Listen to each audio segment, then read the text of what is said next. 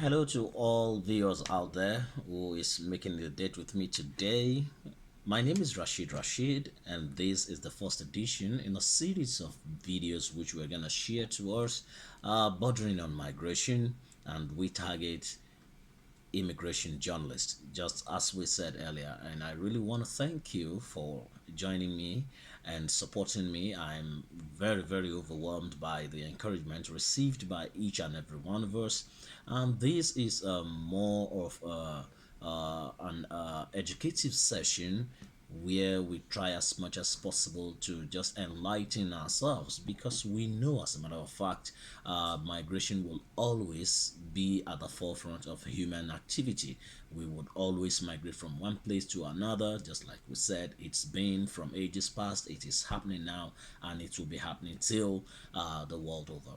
I want to bid you welcome to our maiden edition of Immigration Journalist, and my name is Rashid. Starting today, just as you know, that migration is now a big thing, and I want us to see this video so that we are going to get a foot with the reality of what migration is all about and how exactly we are to go about, because this is how we are going to be able to draw a meaningful outcome from what we are trying to say. I want us to watch this video. Now, this happened in the United Kingdom about 3 or 4 days ago, and that was the discovery of about 39 bodies, dead bodies in a truck. And these people are what? They are migrants coming into the UK illegally. I want us to quickly see this video, then we'll start our discussion proper. Staying overseas now to London, where authorities made a grisly discovery overnight: 39 dead bodies in a tractor trailer near the UK capital of London. Julia McFarlane is in that city covering this story. Julia, this is a pretty horrific headline. I understand authorities have the suspect in custody. Devin, exactly. This was a very disturbing story that started to rise this morning. At the moment, there is a very heavy police presence and a lot of intense forensic activity going on behind this cordoned off area where that truck was found, discovered. As you say, 38 adults found dead inside, one teenager. Now, there is one man in custody. Police say that the driver of the truck has been apprehended, and he is a 25-year-old man from Northern Ireland. And police are also at the moment trying to figure out the route that this truck took. They believe that the truck originated in Bulgaria, and that they believe it entered the United Kingdom in Wales. Now, where it is at the moment, in a little area called Grays, which is in Essex, that's east of London. So it is an unusual route that this truck appears to have taken. Now, police have not confirmed this yet, but it's widely expected that the bodies of those inside are believed to have been migrants who've tried to get inside to the UK. Wow, just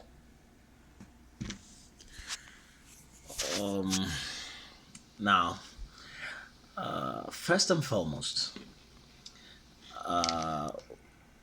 this is the foundation or the essence of what exactly we are going to see in immigration journalists.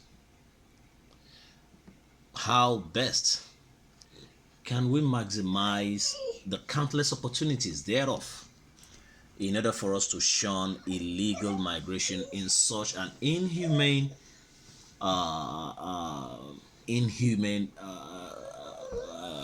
way and manner at which we try to cross over in search of greener pasture. Number one, we are not really lucky enough, because if our main focus is that of the United States and Canada, and we are talking about the sub-Saharan Africa, Nigeria, Ghana, Cameroon, we do not share land borders. So for us to even say we want to cross through the bus or truck may be a very Herculean task. That will now make us to see that as a challenge and see how best we can actually beat this. Nonetheless, one of the basic things we need to ask ourselves is that why do people even migrate?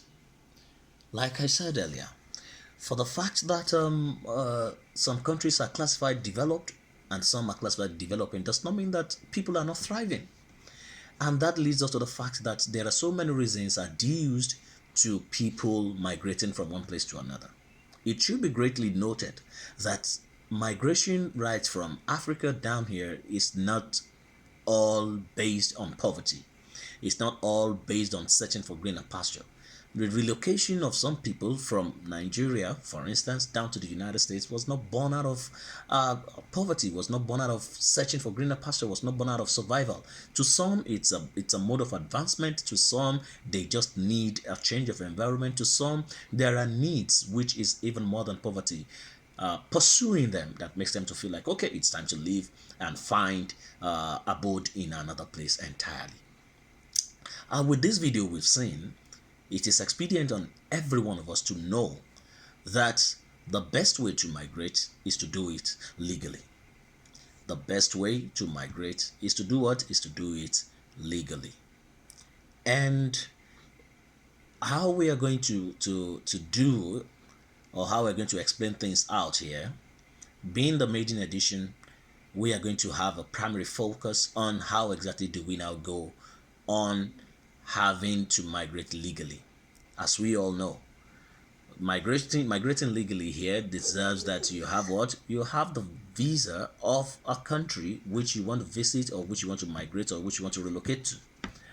In the case of the United States, just like we said earlier, we have two broad-based types of visas. We have the non-immigrant visa, and we have what? The immigrant visa. Okay, just a second.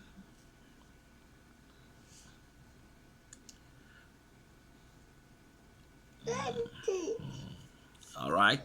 So, under the non-immigrant visa, we are going to name them. So, we explain them in our next edition, and we are going to give us a general guideline of what you should do when you know that, okay, you want to relocate, you want to migrate, or you want to leave one country for another. What are those general guidelines? They are not much. But first and foremost, let's choose in the case of the United States. We have two broad-based visa categories, which is the non-immigrant visa and the immigrant visa. Now, under the non-immigrant visa, we have so many types. We have the athlete, amateur, or professional competing for prize money only, that is for B1. Exchange visitor, that is what we call the J visa. We have the Australian professional specialty, that is E3. Border crossing card, that is for people coming from Mexico. We have the business visitor, we classify it under B1. The one which is most popular with us, is the B1, B2, B1, B2 visa, but we have so many others, so that you will be able to know and note which one will work for you best while you're trying to relocate. It's not the B1, B2 is the most popular, especially where we are coming from in Nigeria. But here we have so many other types of visas. We have so many other types of visas which you can apply for, and get yourself in here. So we have the transitional, that one is meant for those who are just transitioning from one country to another. We have the crew member, that is probably for those on the ship, those in the plane. We have the diplomat or foreign government officials, that is the A visa. We have the domestic employee or nanny, which must be accompanied a foreign national employer. That is, if we have someone who is a national an employer here, the person who will come around, okay, this is my nanny who will be taking care of my children, that person will apply under what? Domestic employee. And we have an employee of a designated international organization, or NATO, the UN. We have the exchange visitor, that is J visa. We have the foreign military personnel stationed in the United States, that is A2. The foreign national with extraordinary ability, sciences, arts, education, business, or athletes, that is the O visa. We have the free trade agreement, FTA professional, that is just for Chile and Singapore. We have the international cultural exchange visitor visa, that is Q. Intra-company transferee, you're working for a company in Nigeria, the company is having a head office here or having a branch here, and you want to be transferred, that is what we call the intra-company transferee, that is L visa. Medical treatment and visitor, that is B2, media journalist, that is the I visa for us, and so many others. So many others. Temporary agricultural worker, training in a program, treaty trader, treaty investor, transiting the United States, well, victim of criminal activity. There's visa for that too. That is you, victim of human trafficking. That is the T visa, non-immigrant visa for spouse and children of a lawful permanent residence. That is LPR. That is what we call the V visa, and these are the visas we that uh, under the non-immigrant category. Why are we saying all this? So that you will not be fixated. You will look around and know which is best for you, not to now go around and start making unnecessary pressure on yourself. So that is for the non-immigrant visa. But for the immigrant visa categories, we have the spouse of a U.S. citizen, for a spouse to invite his for a man or a woman to invite his or her spouse down to the United States. And we have the spouse of a U.S. citizen awaiting approval of an I-30 immigration petition. That is, they filed for you, this is my spouse, but you want to come here on a visiting. That is what we call the K-30 visa. Fiancé to marry U.S. citizen and live in the U.S. That is what we call the K-1 visa. Inter-country adoption of orphan children by U.S. citizens.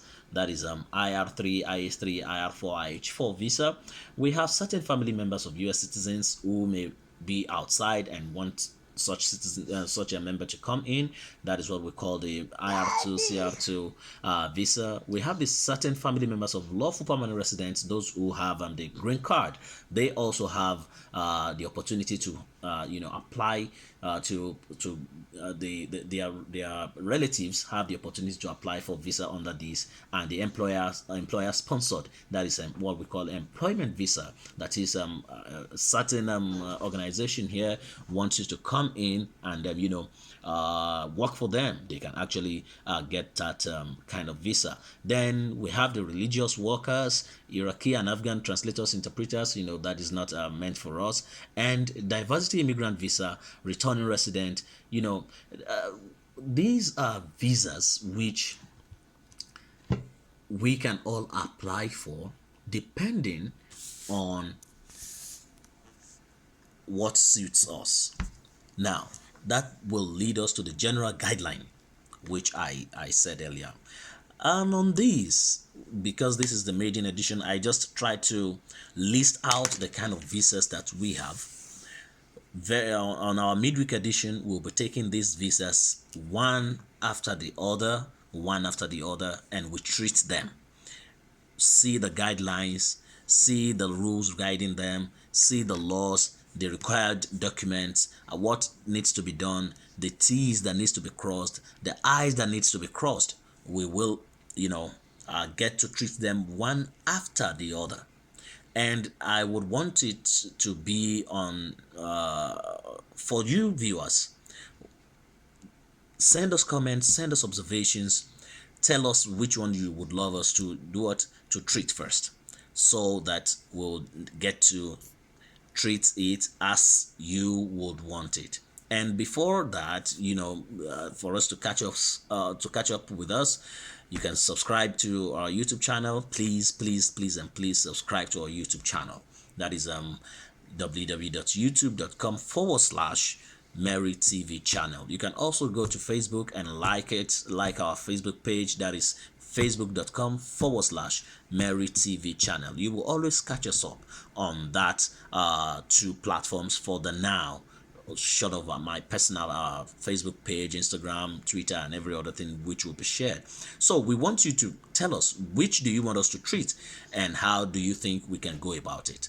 So with that, I will be rounding up very soon. This is going to take about 20 minutes, and so I'm having less than 5 minutes left now. So now, what are the general guiding principles that you need to take into cognizance when you are thinking of relocating or migrating? The number one, which is the most paramount, is that no migration worth we losing our lives. As a matter of fact, no migration worth we losing our lives.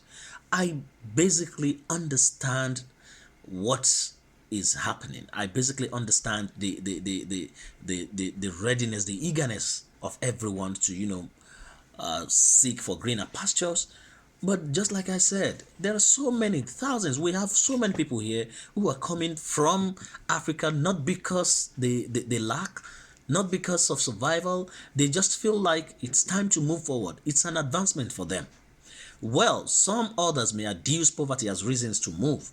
But even if you are doing that, or you are saying you want to seek for greener pasture, it does not in any way warrant we losing our lives. That is the first golden rule of what? Of migration. Because while you lose the life, there's nothing else. That is number one. Then the second rule is for you to be prepared. Yes, preparation. We would not mince words with ourselves. We would not sugarcoat things for ourselves. Migration today is not like yesteryears where you just walk through. Maybe you trek right from Kano to Maiduguri, you trek from Niger to Cameroon, you trek from Agadez to Katsina to Daura. No, migration these days requires a good deal of money. It requires finance. Let's take for instance, if you want to apply for US visa, you have your passport. Passport costs around 30 to 40,000 naira. There and then you go to apply for you pay your visa fee. That is about 62,000 or 63,000 naira. There and then you book your interview. The new rule now is that while going for the interview, you need to have $110, which is equivalent to about $40,200. Then after that, if you are lucky and you are given your visa, you are granted a visa, then you have to start looking for ticket, that is fare, ticket fare. That alone gets to tell you that it is no more a child's play. So you should be prepared financially. You should be prepared not only that when you leave you will now be in debt. No, even at that, you should plan ahead financially. We must not mince words. Now, the second preparation which you need to do is on yourself, the personality. You need to get it right. Why are you migrating? Why are you what? Why are you migrating?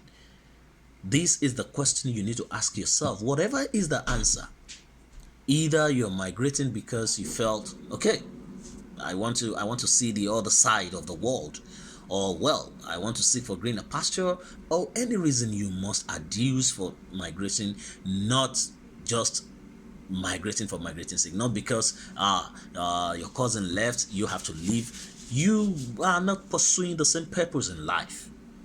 You are not pursuing what? The same purpose in life. You must be prepared, and that will make you to add to yourself in terms of personal development, because this matters a lot. The way you present yourself to the immigration official, to the official that's going to interview you, tells a lot. If you are a journalist, then you know now one of the requirements expected of us is that you fill in your Facebook or your social media handle. One of the reasons why this has been asked, aside from being a background check, is also to know how relevant the correlation between you and what you filled in your forms. If you say you are a journalist and none of your work can be found on social media, then the question will be, how come? If you say you are even a photographer and none of your professional work is found on the social media, then they're going to ask, how come? How would you claim to be a professional photographer and you are not practicing? That is why you need to prepare ahead. If you feel like you want to migrate in the next 6 months and you want to go as a photographer, then you start learning. You want to be a journalist, then you start pushing your works out on the social media so that your works will speak for you even before you get to the interview point. You need to be prepared. The preparation also is because when you leave the shores of that country, when you leave the shores of Nigeria, you leave the shores of Senegal, you leave the shores of Burkina Faso, you are coming not to be dependent. You are not coming to be a problem to the system here. And this is going to happen even when you are ready to feel like, okay, are you coming in to see things for yourself, visitation first, and you go back? Or you are coming maybe with a work visa, with a visa that will protect you from being deported? Or even you are coming around and you get here and you feel like, okay, I think I'm okay with what I see here. You want to kickstart being a legal resident here. You want to change your status. So you have to be prepared, and personal development is one of the key factors in which you need to think of whenever you want to when you want to migrate to wherever. No system is ready to bring in a dump head. No system is ready to spoon feed. No system is ready to have you as a burden. You must put things in the system. You must add to the system, and that you subtract. And that is the more reason why places like the US, like Canada, like the UK will always lay much emphasis on the H1 visa, like in Canada, the work visa. They need capable hands. They need people who are going to add to the system, not those who are going to make themselves nuisance to the system. And this boils down to you being prepared, being able to get yourself right before you even kickstart your migration process. So we want to round off here today. Like I said earlier, we will be treating these visa categories one after the other, but I want it to come from you, what you would want us to do in our midweek edition, or even the weekend edition, as the case may be. We may not be chanced enough to come around in midweek.